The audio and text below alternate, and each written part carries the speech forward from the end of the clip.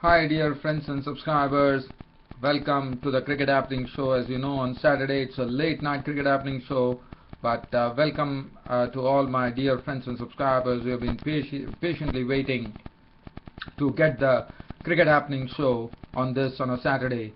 Well, in this particular Cricket Happening Show, there's no doubt about it that the third one-day international between New Zealand and India is going to dominate this particular Cricket Happening Show, for the reason that India actually kept the series alive with Ravindra Jadeja going on to make, they needed 18 runs of the last over, and this time, even though India didn't win the match, but what India did best is that India actually tied the match.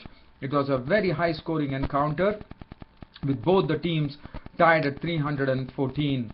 Well, I'm just going to start off like what really happened. I'm going to take you out to the real excitement. Anderson got 5 wickets, and India were chasing 314 for victory. And what was very important was that Ravindra Jadeja was there at the crease, not out on 51 at that time. He was looking good, no doubt about it. And Varun Arun, the number 11 batsman, was at the crease, and India's score was 297 for 9, and India needed 18 runs of the last 6 balls to win the match. And Brendan McCullum, the New Zealand captain, gave the ball to Corey Anderson because he was the most successful bowler. The first ball, sorry, because I wouldn't be able to speak with much excitement. I would love to do that, but unfortunately, due to my throat problems still persisting, I wouldn't be able to do that. I would have been loved actually to bring you that excitement down to your drawing room. Well, as far as the first delivery was concerned, which Anderson bowled to Jadeja, in fact, that was hit to the over the deep mid-wicket boundary for a mid-wicket for a boundary. So that was the first ball itself. The intention was very clear: 18 runs to get, and Ravindra Jadeja had decided that he's going to do it everything was going to be done by him only, and he's going to see to it that he is not going to give any strike to the number 11 batsman. And that's what he precisely did. The first ball disappeared to the deep mid-wicket boundary for a 4. The next ball, which was bowled to him, was a wide delivery from Anderson, so that was an extra ball which had to be bowled in that particular over. And the very next delivery that Anderson bowled to Jadeja, in fact, Jadeja tried to give room for himself and tried to hit it, but unfortunately he couldn't connect, and the equation was 13 runs was required of the last 4 balls remaining. The crowds were absolutely at the edge of their seats, especially the Indian fans who were thronging the ground there. The fourth delivery, which Anderson bowled to Jadeja, was a very well directed Yorker, but again, in the sense, the Yorker was well directed, but unfortunately for Anderson, the ball was going down the leg side, and the umpire signaled another wide. Now this was those extra deliveries which really really cost New Zealand here. And after that, so there was another extra delivery which was coming. So Anderson came in and bowled to Jadeja, and this time Jadeja, what he did is just beautifully flicked that delivery, and the umpire was actually this particular ball, which was bowled at the back of length delivery, and Jadeja actually flicked it away through the fine leg region for 4. So that brought the equation to 7 to win and 7 to equal and 8 to win of 2 balls. And look at what Jadeja did to the 5th delivery from Anderson. Now this was something, a scintillating shot from Jadeja, according to me, under tremendous pressure there. What Jadeja did is he hit a ball. This ball he had been only dealing in boundaries, and here comes Jadeja with the 5th delivery of Anderson, which he sent it over the mid-wicket boundary for a big 6. And that was the time India, suddenly when New Zealand probably would have thought that the match was in their pocket, and here comes Jadeja and slams a 6 for the bowling of Anderson. And finally now we were left to the last delivery, which was bowled by Anderson, and there were 2 runs required of the last delivery. And what Jadeja did is that it was a fuller length delivery from Corey Anderson. He actually hit it towards mid-off, and And what was important was that Jadeja probably wanting to ensure that there were no runouts there. What he did, I thought, was a very sensible step. He could have gone for the second run. So one was that he had already tied the match, so that was the good thing. So it needed presence of mind. You could have definitely gone on and tried to take the second run, but that second run, if it had been suicidal, if somebody would have been run out, and that would have been India would have lost the match. But luckily for India, well, Jadeja showed good presence of mind in deciding that there's only one run required, and they tied the match. What a match that was. In fact, just talking about that particular match here, it all started with New Zealand actually batting first. Now again, it was a similar scenario where India had to keep the series alive, and Mahendra Singh Dhoni once again, for the third consecutive time, winning the match, but once again inserting New Zealand in. And New Zealand went on to make a score of 314 of their 50 overs. The feature being Martin Guptill getting some good form. As you know, he struggled in the second one international, but well, definitely Martin Guptill played some very nice strokes to get a century under his belt. 111 of 129 balls with 12 fours and 2 sixes. And Kane Williamson once again showing a remarkable consistency in this particular one-day series. Once again came to the party by scoring 65 of 74 balls with 4 fours and 1 6. Ryder contributing 20 of 12 balls with 4 fours. Corey Anderson was promoted in the batting order for once, failed here with the bat, as Ravichandran Ashwin actually clean bowled him for 8 of 5 balls. So that was one good thing that India did there to stop Corey Anderson from really slamming boundaries and sixes. Ross Taylor was run out for 17 of 18 balls with 2 fours. Brendan McCullum was out for a blob to the bowling of Varun Arun, who got that solitary wicket. And Luke Ronchi, as has become very customary as far as New Zealand are concerned, is that he comes into the late order and picks up some very useful runs, and that's what he precisely did. He slammed 38 runs of just 20 deliveries, 3 fours and 3 sixes, and then Indian bowlers did a very good job of doing the restriction. In fact, they got this New Zealand innings in a sort of a real in a tight situation, because at one point of time, probably New Zealand would have thought that they could go to a score of in excess of probably 350, but that was all curtailed by some very good Indian bowling. And then finally, Luke Ronchi, as I said, gave the sort of a real thrust to it, and then finally it was left to Tim Southee towards the end to crack an unbeaten 27 runs of 23 balls with 1 4 and 3 sixes, and New Zealand went on to a very good score of 314 all out of their 50 overs. The bowling, Bhuvneshwar Kumar bowled well, 9 overs 1 for 48, but Mohammad Shami was very costly yesterday. 10 overs 2 for 84 for him. Varun Arun on his first stint, on his first match in this series, 7 overs 1 for 52. Jadeja bowled well. Well, he did with the bat too, and once again he also did very well with the ball. 10 overs 2 for 47. That was the period. This was the first time that the spinners could have some ascendancy on the New Zealand batsmen, as they throttled the runs and also picked up wickets. Ashwin 10 overs no maiden 1 for 47, and Suresh Raina 4 overs no maiden none for 26. So now New Zealand had made 314 after batting first, and now it was left to India.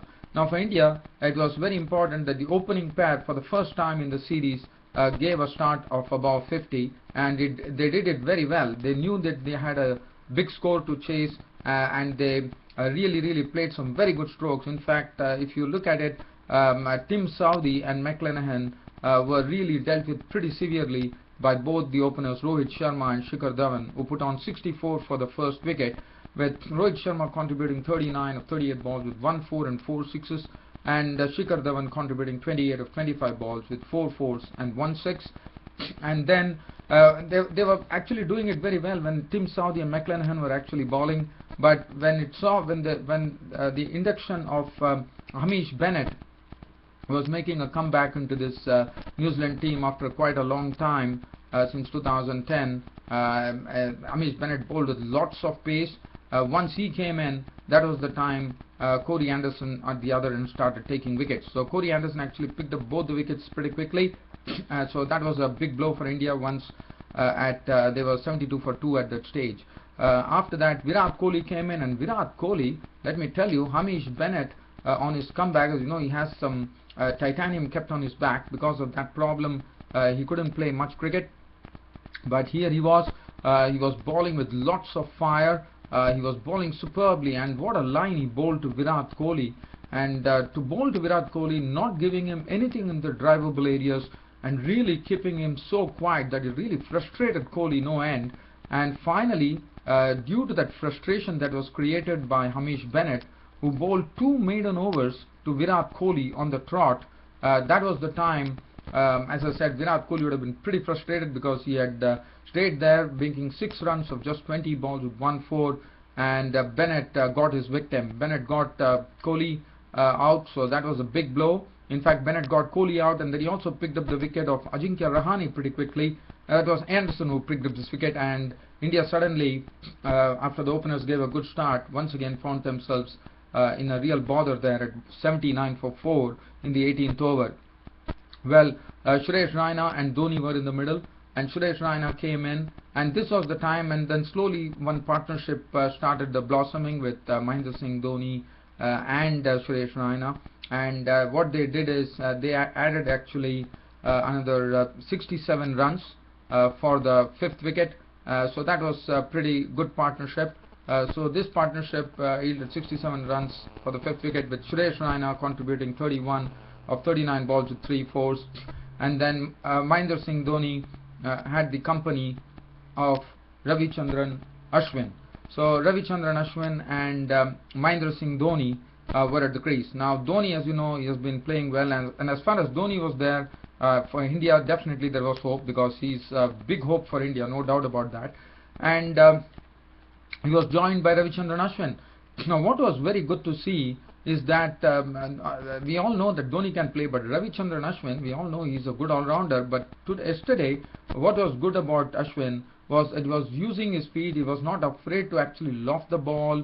He was playing some very good strokes, in fact some brazen hitting from Ravichandran Ashwin, and especially Ravichandran Ashwin targeted Nathan McCullum, the off spinner, and took a lot of runs from him. And suddenly for India, suddenly there were a lot of partnerships coming. So once Suresh Raina departed at 146, there's another good partnership which built, probably added 38 runs, but it was again valuable under the circumstances.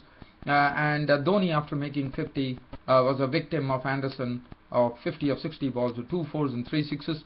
And that was the time when Dhoni left. It was 184 for 6, and that was the time that every New Zealand would have definitely felt that now they have nothing to worry, and they would be actually winning the match.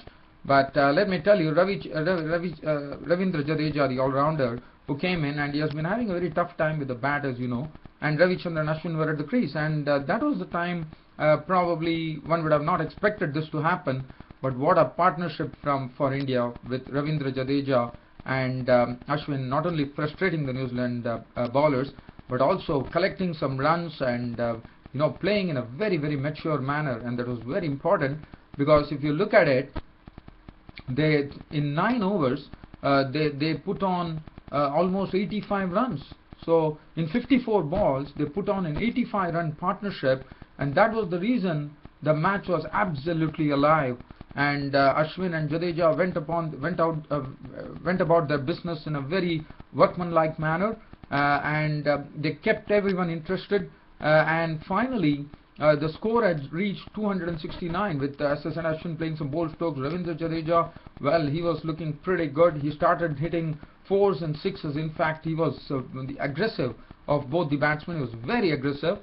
In fact, he was playing the role that Corey Anderson used to play for New Zealand. And that's what Ravindra Jadeja did today. He slammed the bowling to all parts of the field, and the bowlers were really finding it a bit difficult to adjust their line to him.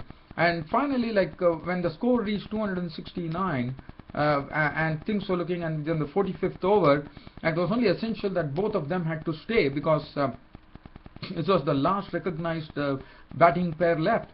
But suddenly New Zealand got some hope as Nathan McCullum picked up the wicket of Ravichandran Ashwin, and what a catch that was. This partnership had to be broken with a superlative catch which was taken by Martin Guptill. Ravichandran Ashwin lost at Nathan McCullum and into the I think it was the long on area, and Guptill actually tried to keep the ball in play, jumped in and poached the catch, and that was a superlative catch which was taken, which really gave New Zealand some hope when Ravichandran Ashwin was gone. In fact, not hope, they would have given immense hope to New Zealand when Ravichandran Ashwin was out for 65, 46 balls, 8 fours and 1 6. And then Bhuvaneshwar Kumar came in and joined Ravindra Jadeja, and suddenly Bhuvaneshwar Kumar was sent back to the pavilion pretty quickly by Hamish Bennett, as he was caught by Nathan McCullum. He made him fend to a delivery. He was gone for 4. And then when Mohammad Shami was also dismissed with the Indian score on 286, he was caught by Williamson of the bowling of Anderson for 2. That was the time India were 286 for 9. And after that I did enact the tale what happened. And then once Mohammad Shami was gone in the 48th over, and once the 49th over was also gone, so then finally the match came down to the wire with 18 runs required of the final over, and that's what I told you. Ravindra Jadeja went on to make those. He couldn't make 18 runs to really win it, but definitely made 17 runs of that over to take India to a tie. And what a match this was. Jadeja was not out on 66 of 45 balls with 5 fours and 4 sixes. Varun Arun was not out on 2 and threw 14 for 9. And Jadeja played in such an impressive manner, such a mature manner. He didn't give the strike to the number 11 batsman at all and took it all upon himself. I thought this innings will go a long way to really say that Jadeja is made of very stern material. What it did is that as far as the series was concerned, the series is still alive because there are 2 more matches to go, and now the series stands at 2-0 in favor of New Zealand. But the good thing for India is that the 4th and 5th one-day internationals, 4th international which is coming up at Seddon Park in Hamilton, and the 5th one-day international coming in at the Basin Reserve in Wellington, would be pretty interested unless and until the 4th one-day international is won by New Zealand. But let's look at the bowling figures. Today the Tim Southee was carted, 10 overs 1 for 74. McClanahan had his figures absolutely disturbed, 10 overs no maiden none for 76, all thanks to the openers who really gave them a very good start. Hamish Bennett was, as I said, very impressive.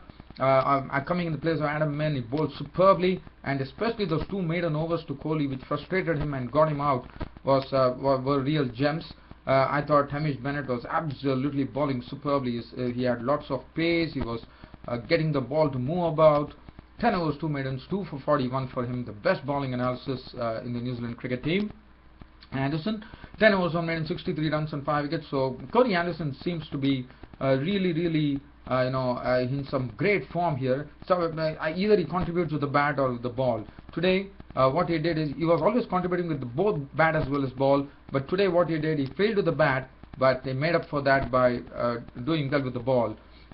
So he had 10 overs 1 maiden, 63 runs and 5 wickets. Williamson 2 overs for 17, and Nathan McCullum 8 overs no maiden, 1 for 39. And New Zealand leading the 5-match series 2-0 thanks to Ravindra Jadeja of India, who actually took India to a tie. But also another thanks, it's not only Ravindra Jadeja, but if you look at it, it was the work of Rohit Sharma and Shikhar Dhawan at the top, and then Suresh Raina, Mahendra Singh Dhoni and Ashwin giving good support to Ravindra Jadeja, and finally Ravindra Jadeja seeing to it that the match ended in a tie.